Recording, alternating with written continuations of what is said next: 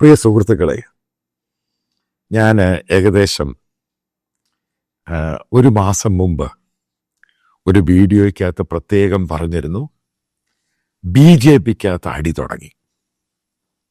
അപ്പം പല ആൾക്കാർക്ക് അത് വിശ്വസിക്കാൻ സാധിച്ചില്ല. ഞാൻ പറഞ്ഞ കറക്റ്റാണ്, അടി തുടങ്ങി.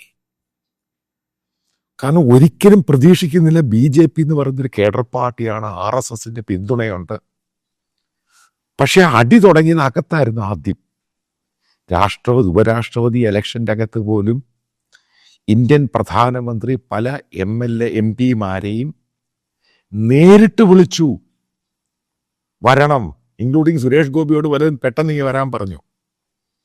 കാരണം പ്രശ്നമുണ്ട് അകത്ത്, വലിയ അടിയാണിത്. അവസാനം അവർ ജയിച്ചു. അതെല്ലാവരും പ്രതീക്ഷിച്ചാൽ ജയിച്ചു. ഇതൊക്കെ ചുമ്മാ ഉണ്ടാക്കുന്ന സ്പെക്കുലേഷനാണ്. അവരെ മറ്റുള്ള ഘടകകക്ഷികളൊക്കെ. പിന്നൊരു കാര്യമുണ്ട്, ഇതിനകത്ത് ആ ഇലക്ഷന് 2-3 ദിവസം മുമ്പ് അമേരിക്കയുമായിട്ടൊരു ധാരണയായി. അല്ലായിരുന്നെങ്കിൽ ബേസിക്കലി ചന്ദ്രബാബു നായിഡു എന്ന് പറഞ്ഞ അമേരിക്കനാണ്. ബേസിക്കലി ഈ BJP ഒന്നും പിളർത്താൻ അമേരിക്കയ്ക്ക് വലിയ പാടൊന്നുമില്ല.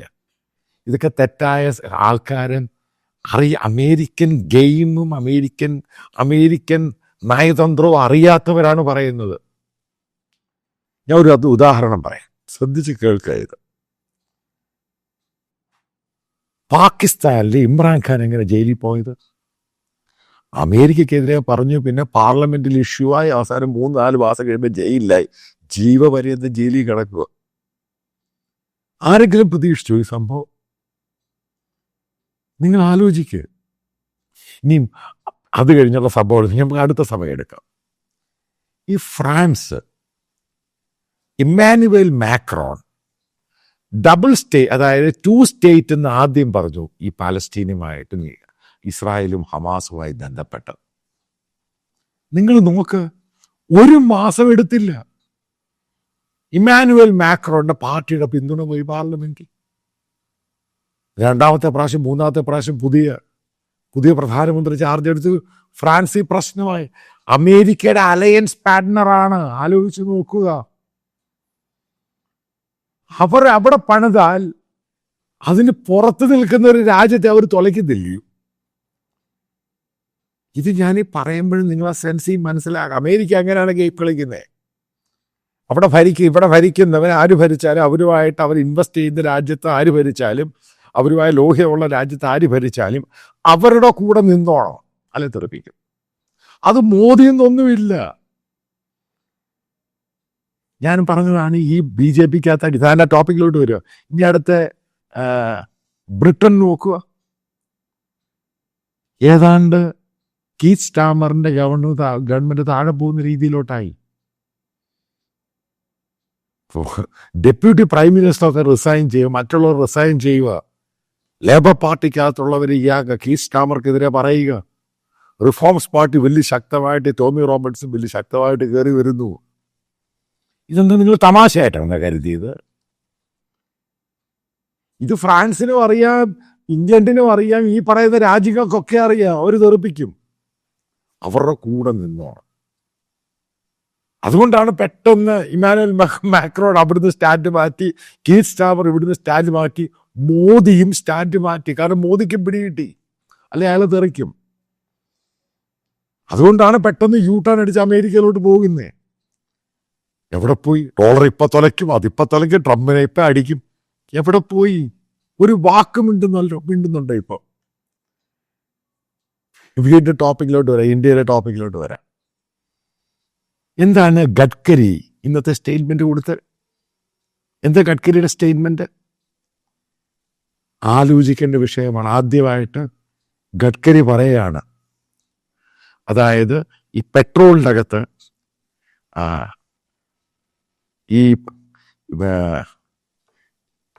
ബയോ ലിക്വിഡായ എത്തനോൾ ചേർക്കുന്നു. ഗഡ്കരി പറഞ്ഞേക്കുന്നത് അത് ഇന്ത്യയിലെ കർഷകരെ രക്ഷിക്കാൻ വേണ്ടിയാണ്.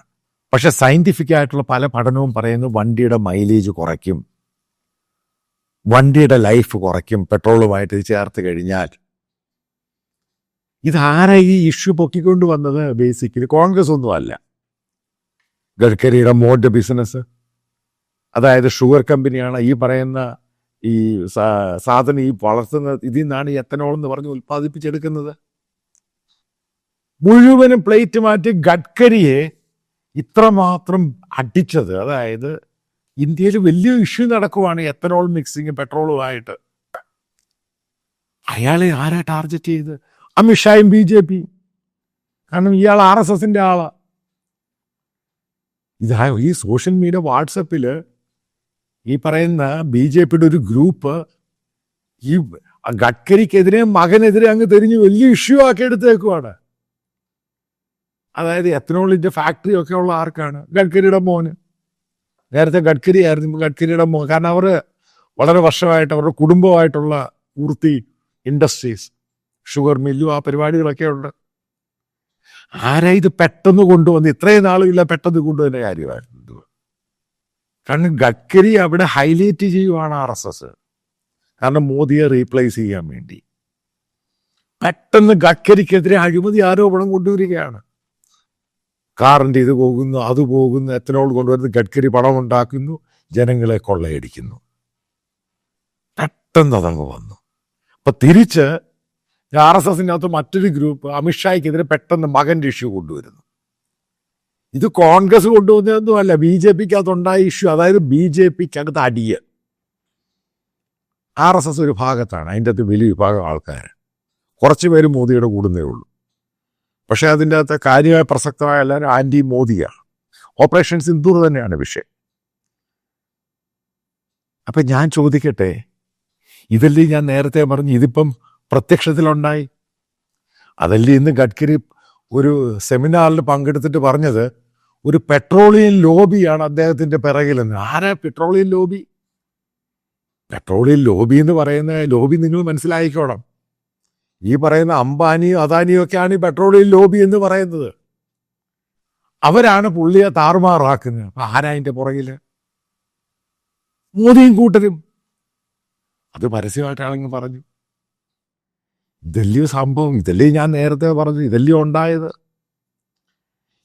ഇത് ആദ്യം മനസ്സിലാക്കി. ഇതിനകത്ത് അടിയുണ്ട്, ഭയങ്കരമായിട്ട് അടിയുണ്ട്.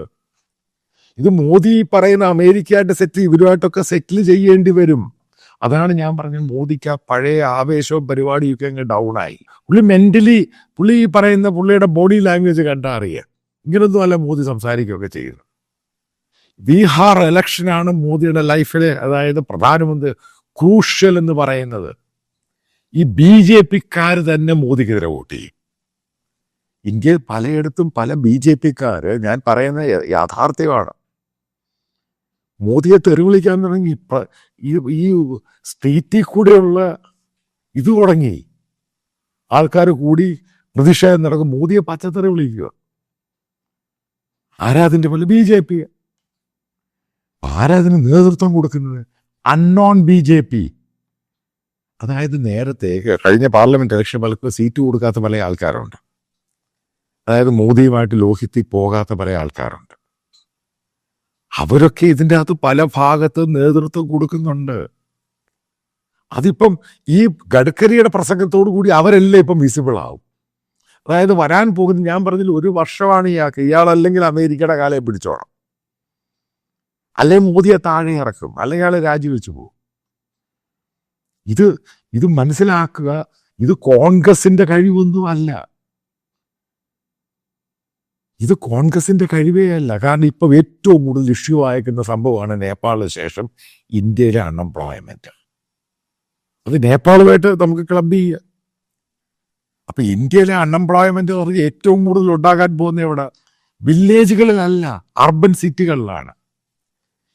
വരുന്നു, അത് വരുന്നു, ഇത് വരുന്നു, ജോലി അങ്ങ് പോവുക. 1 വർഷം ഇത്രമാത്രം എംപ്ലോയ്മെന്റ് ഇന്ത്യയിൽ ക്രിയേറ്റ് ചെയ്യണം. ഇത്രമാത്രം പേര് പഠിച്ചു പുറത്തോട്ട് വരുന്നുണ്ട്. ഇവരൊക്കെ പഠിച്ചു പുറത്ത് വരുന്ന ലോൺ എടുത്തിട്ട് പഠിച്ചിട്ടാണ് വരുന്നത്. ഇതിനൊക്കെ അടവുണ്ട്. ഇവർക്ക് ഈ ജോലി കിട്ടിയില്ല, ഇവരെന്ത് ചെയ്യും? അതാണ് ഞാൻ പറഞ്ഞത്, ചിലപ്പോൾ നേപ്പാൾ ഇന്ത്യയിൽ ആവർത്തിക്കും. അതിന് ഈ BJP തന്നെ നേതൃത്വം കൊടുക്കും. ഞാൻ വെറുതെ അല്ലേ ഈ പറയുന്നേ. ഗോദി മീഡിയയ്ക്ക് അടി കിട്ടിയല്ലോ നേപ്പാളില്. തലക്കല്ലേ അടി കിട്ടി, അവന്മാർക്ക് അവിടെ കയറാൻ പോലും പറ്റത്തില്ലല്ലോ. ഇവർക്ക് ആൾക്കാർക്ക് മാറ്റം ഉണ്ടാകാൻ തുടങ്ങി. കാരണം ഇത് ഇന്ത്യയിലും ഉണ്ടാകും. കാരണം BJPക്ക് തടി, RSS ഒരു വിഭാഗം മോദിയെ എതിർക്കുന്നു. ഇതെല്ലാം മാറ്റർ ചെയ്യും. ഇത് വരാനുള്ള ദിവസങ്ങളിലൊക്കെ ഇത് പബ്ലിക് പ്ലാറ്റ്ഫോമിലോട്ട് പോവുകയാണ്. കാരണം ബീഹാറിൽ തോറ്റു കഴിഞ്ഞാൽ ആര് ഉത്തരവാദിത്തം ഏറ്റെടുക്കും? നിതീഷ് കുമാർ എന്ത് പറയും? അയാളുടെ ഭരണം കൊണ്ടല്ല തോറ്റ്. ഇതിനൊക്കെ കാരണം എന്താണ്? ഓപ്പറേഷൻ സിന്ദൂറിന് അയാളെ കാണിക്കും. ഇന്ത്യയിൽ എംപ്ലോയ്മെൻറ്റ്, ചെറുപ്പക്കാർക്ക് വിശ്വാസമില്ല. ഇന്ത്യയിലെ എംപ്ലോയ്മെൻറ്റ് വലിയ ഇഷ്യൂ ആണ് ഇപ്പോഴും. കാരണം ആൾക്കാർക്ക് ജോലി പോവുക, പുതിയ ആൾക്കാർക്ക് ജോലി കിട്ടുന്നില്ല. അതേപോലെ തന്നെ പ്രൈസിൻ്റെ, സാധനങ്ങളുടെ വില ഭയങ്കര ഇൻഫ്ലേഷനാണ്. ഈ പറയുന്ന പലയിടത്ത് സാലറി കൂടിയെങ്കിൽ ഇവർക്കൊന്നും ഒത്തുപോകാൻ പറ്റുന്നില്ല. കാരണം ഞാൻ ഈ പറയുന്ന നിങ്ങൾക്ക് മനസ്സിലായെന്ന് വിശ്വസിക്കുന്നു. കാരണം ഇപ്പം ഒരു 30,000-40,000 സാധാരണക്കാരന് ജോലി ശമ്പളം കിട്ടി വിചാരിച്ചു. അവൻ്റെ വാടകയോ മറ്റു കുട്ടികളുടെ ഫീസും കൊടുത്ത് മറ്റുള്ള കാരണം അതിഭയങ്കരമായ ടാക്സ് അല്ലേ പലയിടത്തും കയറി വരുന്നത്. അതിൻ്റെ പേരിൽ അമേരിക്കൻ ഈ ടാരിഫ് കൊണ്ടാണ് ഈ കുറച്ച് GST മാറ്റി. ഇതൊന്നും ഈ പറയുന്ന പോലെ പൂർണ്ണമായിട്ട് റിഫ്ലക്റ്റ് ചെയ്തൊന്നുമില്ല. ആദ്യം മനസ്സിലാക്കേണ്ടത് ഇന്ത്യയിലെ മിഡിൽ ക്ലാസ് ആണോ, അപ്പർ മിഡിൽ ക്ലാസ് ആണോ, ലോവർ മിഡിൽ ക്ലാസ് ആണോ, ആരെയാണ് ഉദ്ദേശിക്കുന്നത്? കാരണം ഇന്ത്യൻ സിറ്റി ലൈഫ് എന്ന് പറഞ്ഞാൽ മിഡിൽ ക്ലാസ് ആണ്. അതിനകത്തും കുറച്ചുകൂടെ അപ്പർ മിഡിൽ ക്ലാസ്. ഞാൻ പറയുന്ന ഹയർ ഇൻകം ക്ലാസിൻ്റെ കാര്യമല്ല പറയുന്നത്. അവർക്ക് ഈ പറയുന്ന പോലെ കാര്യങ്ങൾ അവരുടെ നടന്നില്ല എങ്കിൽ, അവരുടെ മക്കൾക്ക് പഠനവും ഈ സംഭവങ്ങളൊക്കെ നടന്നില്ല എങ്കിൽ ഉറപ്പായിട്ട് ഇവർ തെരുവി വരും. ഇതെല്ലാവരും വെയിറ്റ് ചെയ്യുന്നതാണ് ബീഹാർ ഇലക്ഷൻ മാത്രമാണ്. ബീഹാർ ഇലക്ഷൻ്റെ റിസൾട്ട് വളരെ വളരെ ക്രൂഷ്യലാണ്. അതിനുശേഷം BJPക്കകത്ത് അടിമൂക്കും. ഇതങ്ങ് ചിലപ്പോൾ അങ്ങ് പല ആൾക്കാരും പബ്ലിക്കായിട്ട് പറയാൻ എല്ലാവരും ഇങ്ങനെ ഇരിക്കുക. പലപ്പോഴും ഇവർക്കൊന്നും പലർക്കും ചാൻസ് കിട്ടിയിട്ടില്ല. പല നേതാക്കൾക്കെതിരെയും പല രീതിയിൽ അവരെ ഒതുക്കാൻ വേണ്ടി പല കേസുകളും കൊണ്ടുവന്നിട്ടുണ്ട്. BJPക്കകത്തുള്ള നേതാക്കന്മാരെ ഒതുക്കാൻ വേണ്ടി പല കേസ് കൊണ്ടുവന്നിട്ടുണ്ട്. ഇതൊക്കെ ആൾക്കാരിങ്ങനെ എപ്പോഴേ ഇത് പൊട്ടുന്നതെന്ന് പറയാൻ പറ്റത്തില്ല. പണ്ട് മോദി മോദി മോദി എന്ന് പറഞ്ഞ വാക്ക് നിങ്ങൾ എവിടെയെങ്കിലും കേൾക്കുന്നുണ്ട്? ഇപ്പോഴ് ആ വാക്കങ്ങ് പോയി. അതെങ്ങനെ വാനിഷ്ഡായി പോയത്? എൻ്റെ ചോദ്യം. കാരണം ആ വാക്കില്ലാതായി. കാരണം ആ ഒരു പരിരക്ഷയും ആ ഹോപ്പും ഈ പറയുന്ന യൂണിയൻ ഗവൺമെൻറ്, കേന്ദ്ര ഗവൺമെൻറ് കൊടുക്കാൻ പറ്റുന്നില്ല. വലിയ പ്രതീക്ഷയോട് കയറി വന്നത് ഒരു പ്രതീക്ഷയില്ലാതായി. വളരെയധികം ചെറുപ്പക്കാർ തൊഴിലില്ലാതെ വീണ്ടും വീണ്ടും വീണ്ടും പുറത്തോട്ട് വരുന്നു. ഉള്ളവരുടെ തൊഴിൽ പോകുന്നു, സാധനങ്ങൾക്ക് വില കൂടുന്നു, അരക്ഷിതാവസ്ഥ ഉണ്ടാകുന്ന രീതിയിലോട്ട് വരും. ജനാധിപത്യത്തെ പിടിച്ചിരിക്കാൻ പാടാം. അതിൻ്റെ ആ റിഫ്ലക്ഷനാണ് ഈ പറയുന്ന ഈ ഗഡ്കരി, ഈ അമിത്ഷായുള്ള പാടിയാണ് ഇപ്പോൾ പുറത്തോട്ട് പബ്ലിക് പ്ലാറ്റ്ഫോമിലായിട്ട് വന്നത്. രണ്ട് ഗ്രൂപ്പ് അന്യോന്യം പാര വെക്കാൻ തുടങ്ങി. ഉറപ്പായിട്ട് ഇതിൻ്റെ പുറകിലൊക്കെ ആളുണ്ട്. ആളെന്ന് പറയുക BJPക്ക് തന്നെ അവർ തന്നെ സ്പ്ലിറ്റ് ആകാനുള്ള പ്രാധാന്യം, അതായത് അതിന് സമയം വലുതായിട്ടൊന്നും എടുക്കത്തൊന്നുമില്ല. ഇത് അടിച്ചങ്ങ് പിരിയും സംഭവം.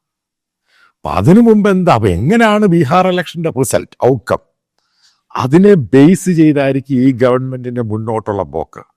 കൃത്യമായിട്ട് പറയാൻ ഈ ഗവൺമെൻറ് കൂടുതൽ നാൾ പിടിച്ചു നിൽക്കാൻ മോദിക്ക് കഴിയത്തില്ല. അതുകൊണ്ടാണ് മോദി എന്തെങ്കിലും വിട്ടുവീഴ്ച, എന്ത് കുന്തവും കൊടുത്താണെങ്കിലും അമേരിക്കയുമായിട്ടങ്ങ് ലോഹ്യമാകുന്നത്. കാരണം ഇനി അയാൾക്ക് മനസ്സിലായി അയാൾക്ക് പിടിച്ചു നിൽക്കാൻ പറ്റത്തില്ല. ഇതൊക്കെയാണ് കാരണം തിരിച്ച് U-ടേൺ അടിച്ച് അമേരിക്ക പോയത്. കാരണം കാര്യങ്ങൾ അത്ര സ്മൂത്തൊന്നുമല്ല ഇന്ത്യയിൽ. അകത്തും പുറത്തും പ്രശ്നം, നാട്ടുകാർക്കും പ്രശ്നം, വീട്ടുകാർക്കും പ്രശ്നം. പിന്നെ എങ്ങനെ പിടിച്ചു നിൽക്കാൻ സാധിക്കും? മൾട്ടിപ്പിൾ ഇഷ്യൂ നേരിടുന്ന ഒരു പ്രധാനമന്ത്രിയാണ് നരേന്ദ്രമോദി. ഇപ്പോൾ ഇതിനെ ഓവർകം ചെയ്യാൻ വലിയ പാടായി. ഇതാണ് ജനാധിപത്യം എന്ന് പറയുന്നത്. അതിന് ക്ലാസിക് എക്സാമ്പിളാണ് നേപ്പാളിൽ കഴിഞ്ഞത്. കാത്തിരുന്ന് കാണാം എന്താണ് ഫർദർ ഉണ്ടാകാൻ പോകുന്നത്.